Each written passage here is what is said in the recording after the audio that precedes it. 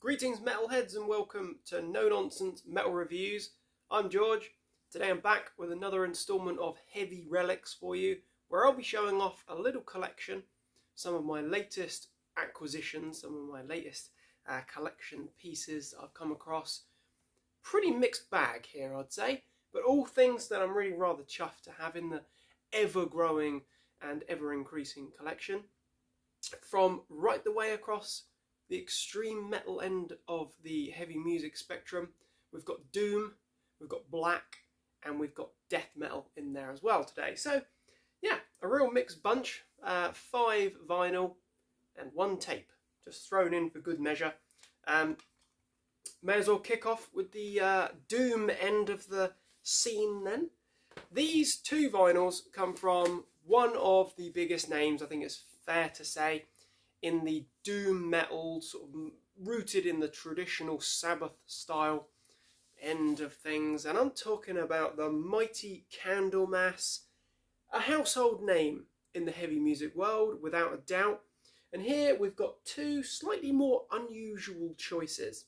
I happened to stumble upon these on eBay, and new and sealed, of course, they were ridiculously cheap.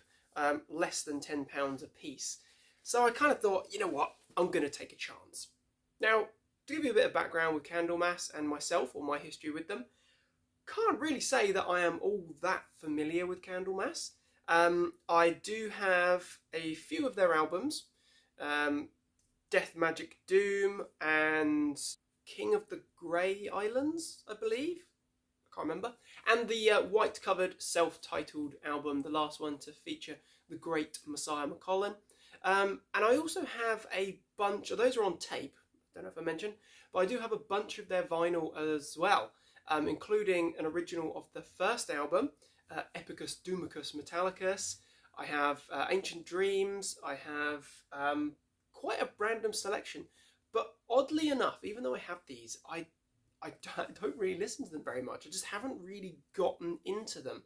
Over the years, I've picked them up and put them down. I've come back to them, but not really enough to get deep in there into the fan base and really understand it. But I've decided over the last few months that I'm going to make more of a concerted effort. And I just happened to stumble upon these and thought this is a pretty good place to start. So this album, this is Candlemass Ashes to Ashes Live. So this was recorded at the Sweden Rock Festival. I believe that would be in the June of 2009. So quite a few years ago now. 4 years. This album, I would actually say this is a really solid live album. It's a sort of an hour, just over an hour long set, stretching it out to a double vinyl. Nice gatefold, some cool iconography there. I do like the the cover, that kind of collage that we've got going on there of live shots. It definitely screams live album for you. But what I really like about this particular live album is the fact that obviously at this point we've got a new vocalist, or a relatively new vocalist in the band. We haven't got Messiah anymore. Just show off this cool coloured vinyl as well. So we've got the Swedish colours there. Pretty neat. Ooh, it's got that nice new vinyl smell. Yeah, lovely piece. This is out back on Black Records as well, I should mention. So this is a reissue, probably from a few years ago. But you know what? It's a really good album. It's a really, really good live album. It's a really nice package. As I say, we've got a new vocalist there, and instead of just taking the approach of either ignoring the fact that we've got a new vocalist and just playing all classics, or refusing to play the classic older material and just playing the new stuff, we get a real good mixture of both. We get some excellent classic tracks there in the form of like Samaritan. We've got Sorcerer's Pledge, the very epic and grand track. Solitude, Kill the King. At the Gallows End, another great one. I personally really like Emperor of the Void as well. thrown in there. But my favourites, as my favourite Candlemass album at the moment, but just because of the sheer lack of depth going into their catalogue, is the Death, Doom, Magic, or whichever way round it is. 3 brilliant tracks from that album included here. If I Ever Die, Hammer of Doom, and the brilliant, mournful Doom epic, The Bleeding Baroness. A really good set list. Really, really, really good. I'm pretty sure it's Death, Magic, Doom. I can never remember which way round it is, but either way, this is a cracking live album.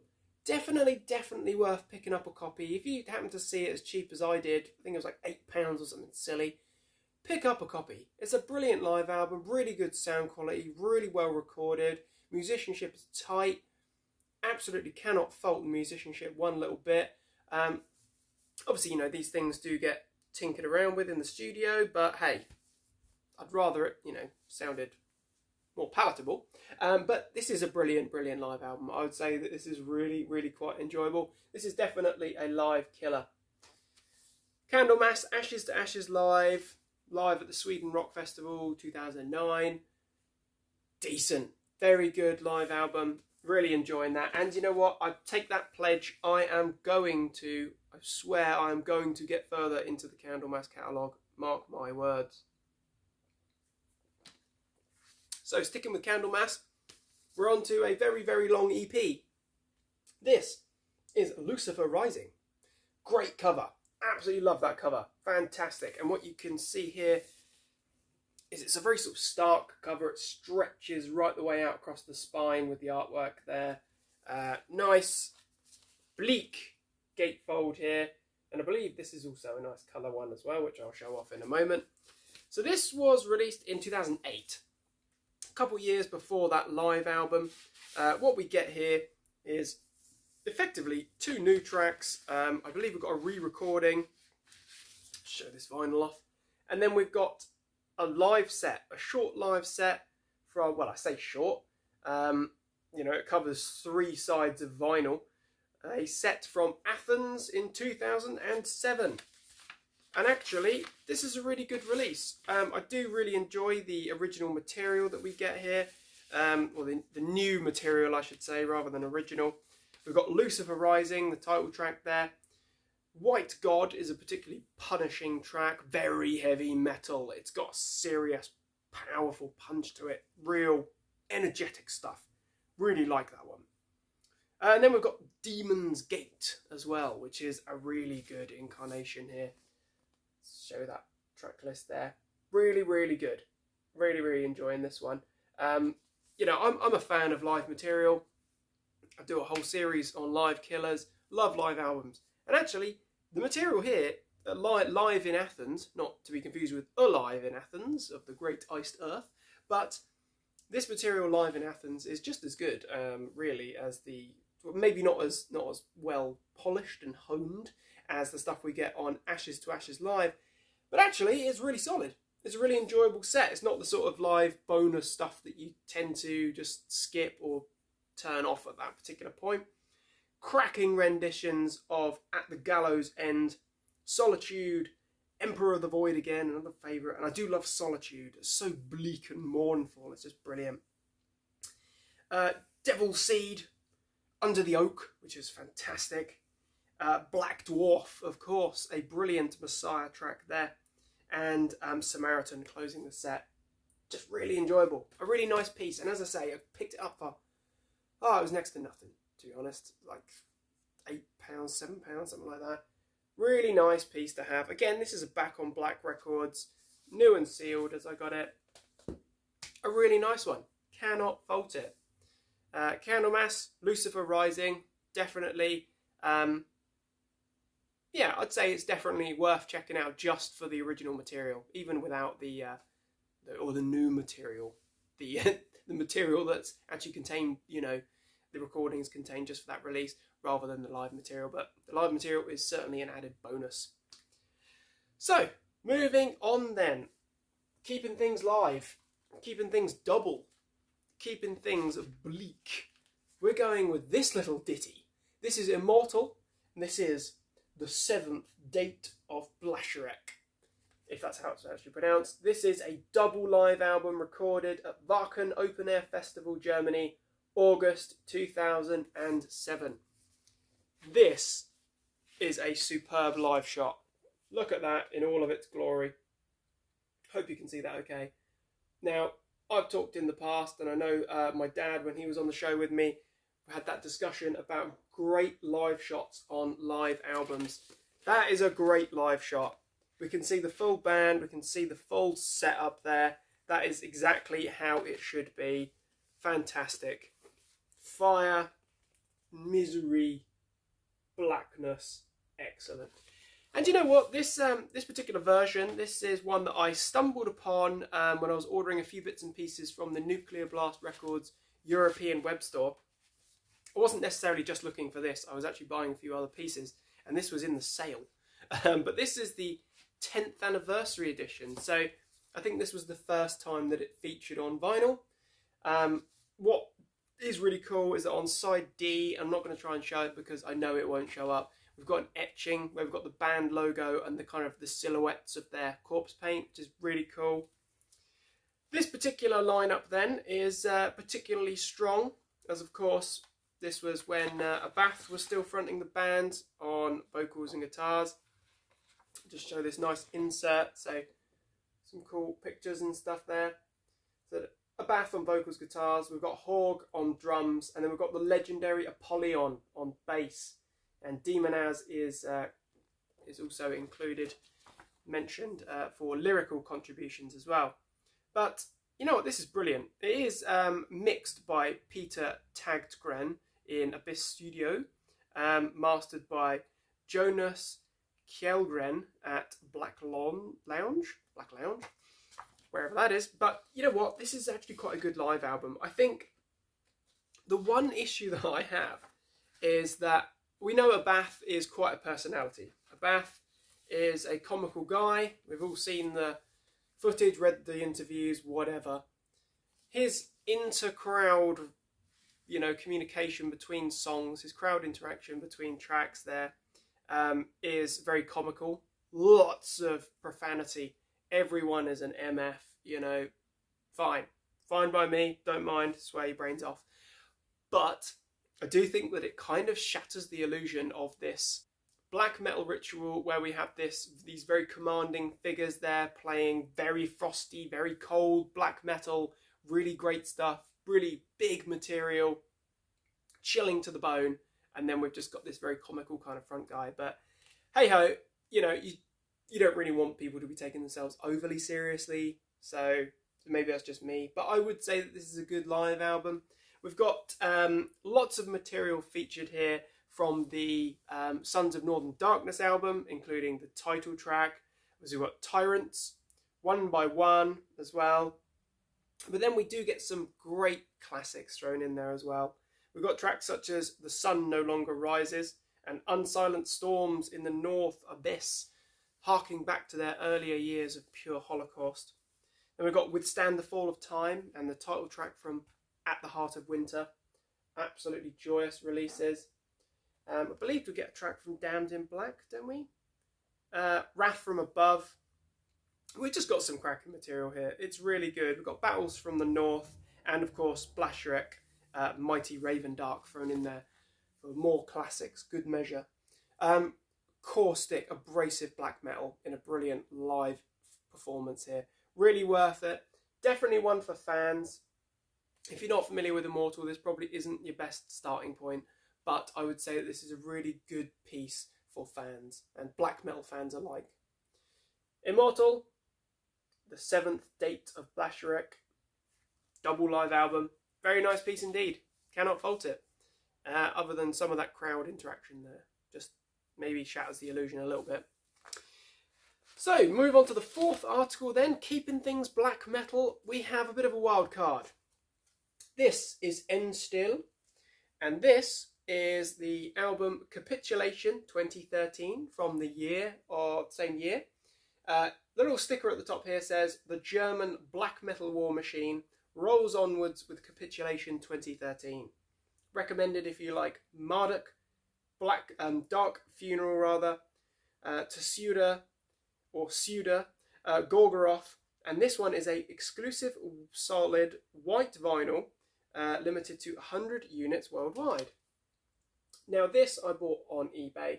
I believe it's new actually, but the reason why it was discounted is because somewhere I think it's breached the sleeve. But the seller, you know, I don't mean to be rude, but the seller clearly doesn't or didn't have a clue what they were dealing with here. Probably see that's quite a significant breach of the inner sleeve, because this was less than £10, and the vinyl to me looks unplayed. Certainly, so my assumption is that it's new. It was listed as new, so I hadn't got any particular reason to doubt that. So other than the breach of the inner sleeve there, it's certainly worth more than the sort of like £6 or £5 or £6 I paid for it. Not a band that I'm all that familiar with, to be honest. I have listened to the album, and I picked up another second-hand copy of one of their albums on CD a few days ago. Infliction, I believe it is, or something like that, which I gave a spin, and that is also good. This is very grim, chilling black metal. Definitely I can pick up the association with bands like Marduk or Suda, definitely Mork, bands like that. There's definitely something going on here. Very much a battle themed, historical, contextual kind of black metal band. Really chilling stuff though, really good. I mean, the musicianship is pretty faultless, the vocals are raw and demonic. Powerful stuff, seriously powerful black metal. Cannot fault it at all. I think that it's definitely the sort of thing that's going to appeal to you if you like Marduk. If you like not too many laughs, but a lot of melody in terms of like a melancholic kind of stomp. Certainly if you like albums such as Frontsvein or Victoria from Marduk, or if you like some of the sort of more abrasive Dark Funeral material, then you definitely could enjoy this. This is a solid album. But I couldn't believe the fact that I picked this up for like £5 or £6, something silly. It's great, certainly when you consider that it's limited to 100 units worldwide.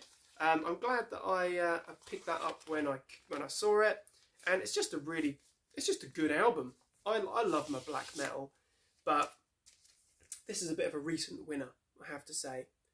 Endstill with Capitulation 2013, 10 years old now, but grim black metal. If you like it black and chilling, then certainly you're going to like this. Good, solid album.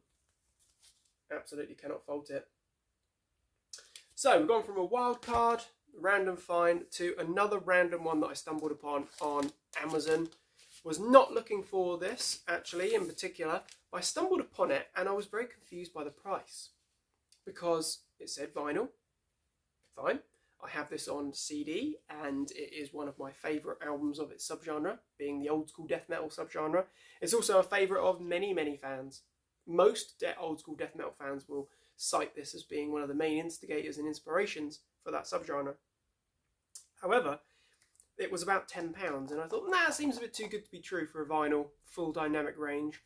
But I ordered it, and sure enough, it's a lovely new vinyl, Left Hand Path, the debut full-length album, 1989, from Swedish old-school death metal legends, the mighty Entombed. Now, I can't remember if this is 1989 or if this is 1990. It's probably going to bug the hell out of me. I'll have to actually check that out in a little bit more detail. But this is a superb album. This is an absolute classic. No indication of the year on there. But this is without a doubt one of the most important old school death metal albums of all time. Alongside Severed Survival, alongside Slowly We Rot, Like an Ever-Flowing Stream, these are undisputable, legendary old school death metal classics. And there aren't too many albums that could vie for the top spot above Left Hand Path. That guitar tone reeks of the Sunlight Studios sound, absolutely. It's got Thomas Skogsberg's print all over it. Just in case you aren't familiar, the guy responsible for a lot of these albums, he was the Scott Burns of Stockholm, if you like. Absolutely stamped his sound all over this. You know, it brings dark recollections to mind in more ways than one. And of course, albums such as Soulside Journey, another personal favourite of mine. But this album, I just freaking love the cover. I absolutely love it. You take title track, opening track there, what an absolute majestic machine of a track that is, with that chilling kind of keys part. Oh man, just, and the reverb on those riffs just sends chills down your spine. Drowned, revel in flesh, when life has ceased. I'm gonna have to put this on after this review, you know that. Supposed to rot, but life goes on. Start to finish, you know, this album is just faultless. This is brilliant, absolutely majestic stuff. As I say, I do have this on CD, but I've had that copy on CD since, oh goodness, I was in early teen. So I've had this for a freaking long time, and it's not the full dynamic range, but this version on vinyl does sound nice. It does sound really, really nice, in fact. It's got that good buzz, that analog kind of fuzzy sound. Ah, it's brilliant. Worth picking up. Check it out. Try and find it on Amazon, because if it's still, I think it was $10.99 or something.